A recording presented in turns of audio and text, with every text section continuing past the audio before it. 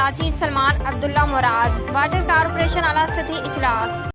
Deputy mayor Karachi Salman عبداللہ مراد کی زیر صدارت چیئرمین سیکریٹریٹ کار ساز میں فراہمی نکاسی آب کے حوالے سے اعلیٰ سطحی اجلاس۔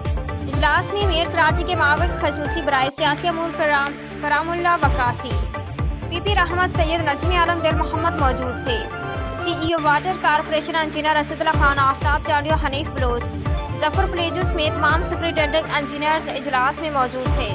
شہر بھر فراہمی نکاسی آب کے مسائل ہنگامی بنیادوں پر حل کیے جائیں۔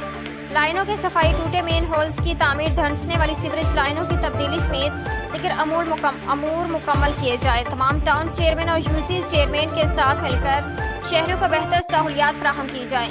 شہر کی روز بروز بڑھتی آبادی کے پیش نظر فراہمی نکاسی آب کے مسائل حل کرنا ہمارے منشور میں شامل ہے۔